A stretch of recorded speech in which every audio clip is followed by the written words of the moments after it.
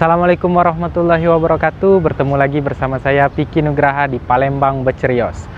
Kali ini saya sudah berada di depan bangunan Museum Sultan Mahmud Badarudin II Palembang.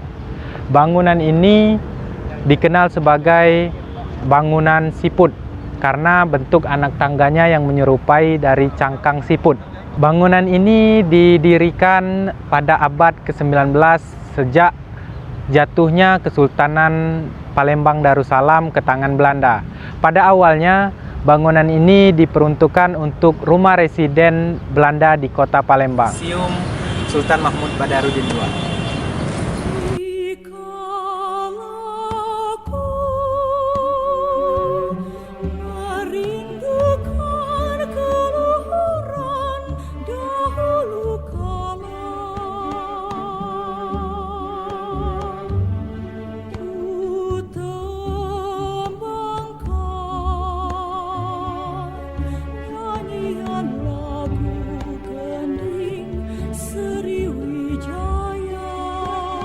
Mari mengenal lebih dekat koleksi dari Museum Sultan Mahmud Badarudin II.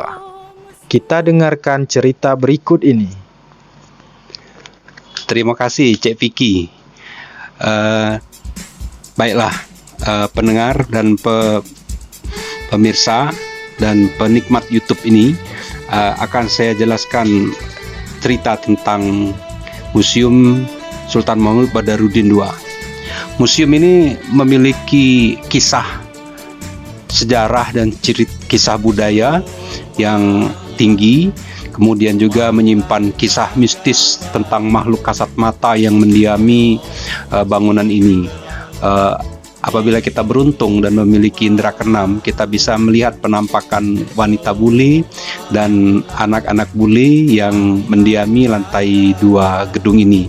Juga beberapa pengunjung pernah menemui hal-hal mistis lainnya ketika berada di bagian belakang gedung ini di lantai 2. Di balik cerita mistis tersebut, ada hal yang menarik dari bangunan Sultan Mahmud Badarudin II ini.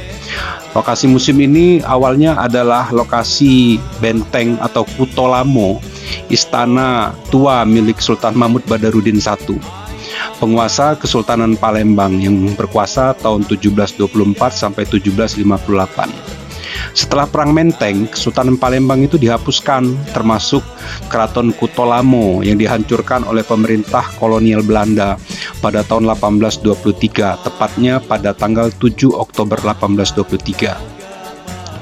Penghapusan Kesultanan Palembang adalah bentuk intervensi politik pemerintah asing, terutama penjajah Belanda, yang ingin menghapuskan Kesultanan Palembang yang menguasai perdagangan lada Lampung dan perdagangan timah Bangka. Pada waktu itu Palembang dikenal sebagai negeri yang kaya, yang makmur, yang sejahtera. Akibat intervensi bangsa asing ini, Kesultanan Palembang itu dihapuskan, sehingga setelah pembongkaran Kuto Lamo pada tahun 1823, sebuah gedung baru dibangun di atas reruntuhannya. Bangunan ini selesai pada tahun 1824 yang diberi nama Gedung Siput. Pemberian nama Gedung Siput ini karena bentuk tangga dari bangunan itu yang menyerupai siput, sehingga orang-orang pribumi atau penduduk asli Palembang pada waktu itu menyebut bangunan ini dengan Gedung Siput. Bangunan Museum Sultan Mahmud Badarudin II ini menggabungkan budaya atau gaya arsitektur Eropa dengan gaya arsitektur Melayu yang dikenal pada waktu itu sebagai arsitektur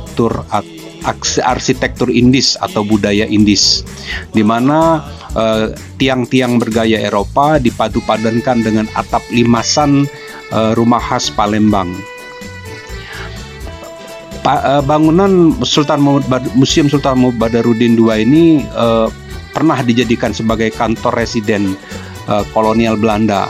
Kemudian pada tahun 1920-an bangunan tersebut direnovasi dengan penambahan jendela-jendela kaca di sekeliling terasnya. Dan pada tahun 1942 sampai tahun 1945, bangunan ini sempat dijadikan sebagai markas militer Jepang yang menguasai Palembang pada tahun tersebut. Dan pada masa kemerdekaan Indonesia, gedung ini sempat dijadikan sebagai markas besar Tentara Nasional Indonesia yang bernama Kodam II Sriwijaya. Gedung ini menyimpan data otentik sejarah yang panjang dari masa Kesultanan, masa penjajahan Belanda, kemudian masa penjajahan Jepang, masa kemerdekaan Indonesia.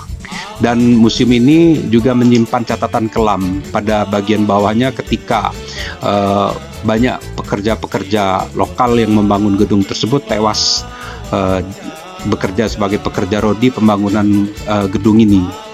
Itulah riwayat singkat tentang Museum Sultan Mahmud Badarudin II, bangunan bergaya arsitektur Indis yang ada di kota Palembang. Selamat berkunjung di Museum Sultan Mahmud Badarudin II.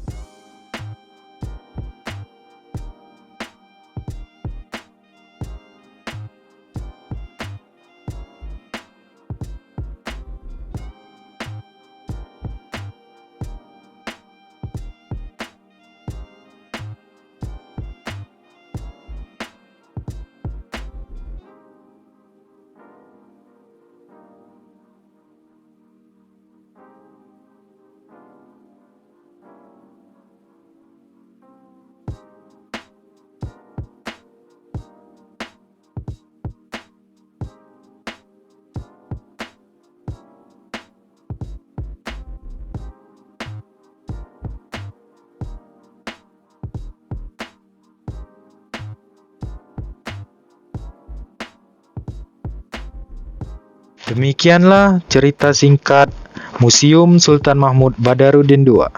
Saya akan mengajak pemirsa untuk mengunjungi situs bersejarah dan budaya di Kota Palembang di episode berikutnya. Sekian, salam Cerios.